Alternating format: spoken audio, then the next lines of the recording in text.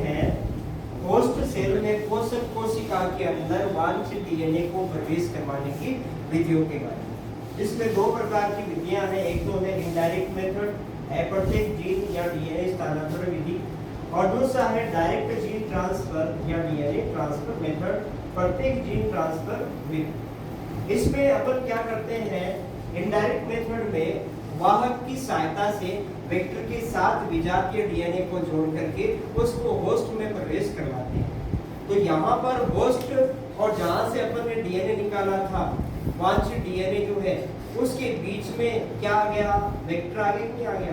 तो वेक्टर की हेल्प से अपन ने किया तो कौन सा मेथड हो गया, इनडायरेक्ट मेथड। और डायरेक्ट मेथड के अंदर क्या होता है, वेक्टर का यूज, वाहक का उपयोग नहीं होता। अब इसमें डिफरेंट टाइप के मेथड है।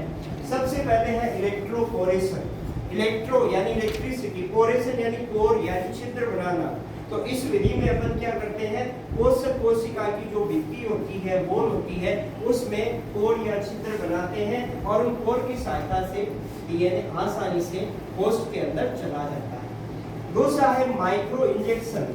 माइक्रो का मतलब बहुत ही छोटा सूक्ष्म आकार का इंजेक्शन होता है, जिसमें अपन ने डीएनए को लिया और सीधा का सीधा पोषक कोशिका के अंदर इंजेक्ट कर दिया। ठीक है। तीसरी जो विधि है वो है जीन गन मेथड या बायोलॉजिस्टिक मेथड। ये काफी इंपॉर्टेंट मेथड है और इसका उपयोग सामान्यतः पादप कोशिका में जीन ट्रांसफर करने के लिए किया जाता है।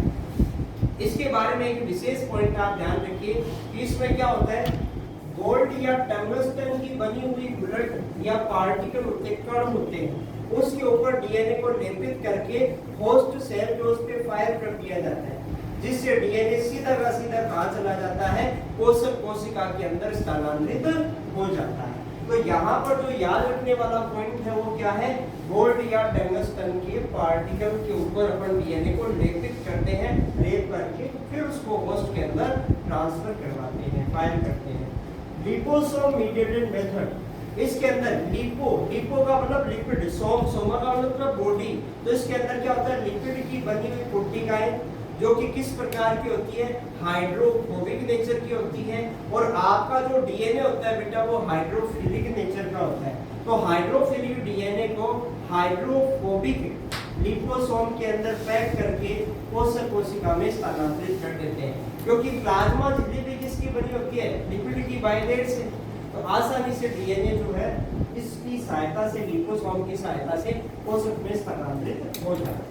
लास्ट है केमिकल मीडिएटेड। इसमें स्पेसिफिक प्रकार के केमिकल होते हैं जिनकी सहायता से होस्ट में डीएनए ट्रांसफर करते हैं। उन केमिकल में कुछ इंपॉर्टेंट, जैसे एक होता है पीजी पॉलीइथाइल ग्लाइकोल, और एक होता है डाइवेलेंट केटाइन जिसमें Ca2+, Mg2+, इस प्रकार के आयन जो है इनसे बने हुए जो सॉल्ट होते हैं उनका उपयोग किया जाता है। केमिकल मीडिएटेड जीन ट्रांसफर के अंदर कैल्शियम आयन की सहायता कैसे से अपन जीन ट्रांसफर करते हैं वो चीज अपन देखेंगे। या आपके पास मान लीजिए डीएनए है, या आपके पास वांछित डीएनए है, इसकी अगर बात करें तो इसके साथ क्या रखा जाया जाता है, बाइवेलेंट या डाइवेलेंट केटाइन। ठीक है। और इसको किसके ऊपर स्थानांतरित कर दिया जाता है, ऑन आइस, इसको बर्फ के ऊपर रखा जाता है। फिर एकदम से इसको क्या किया जाता है, हीट सोक। हीट सोक का मतलब बहुत ज्यादा टेम्परेचर एकदम से बढ़ा देते हैं और इसमें टेम्परेचर लगभग 42 डिग्री सेल्सियस के आसपास रखते हैं।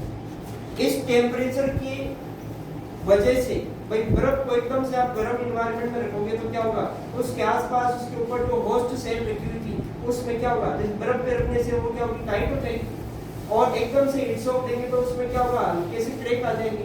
उन क्रैक की सहायता से डीएनए क्या होगा, पोषक कोशिका में प्रवेश कर जाएगा। तो हीट सोक करने की वजह से यहाँ पर क्रैक पड़ गए और अगेन इसको ट्रांसफर कर देते हैं किसके ऊपर, ट्रांसफर ऑन आइस। फिर से बर्फ पर स्थानांतरित कर दें।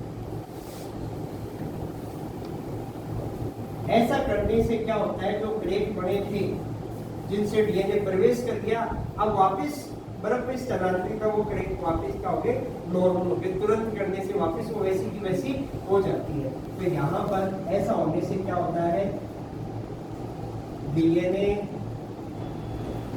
कोशिक में स्थानांतरित हो जाता है। अब यहाँ पर बात आती है कि सर हम यहाँ पर जो बाइवेलेंट केटायन जो है उनका उपयोग क्यों करते हैं? तो ऐसा करने से क्या होता है, जो बैक्टीरियल सेल या पोषक कोशिका की वो इस लायक बन जाती है कि वो डीएनए को आसानी से अपने अंदर ले ले। क्लियर? तो ये दोनों मेथड थे, एक तो डायरेक्ट जीन ट्रांसफर मेथड और दूसरा था इनडायरेक्ट जीन ट्रांसफर। ठीक।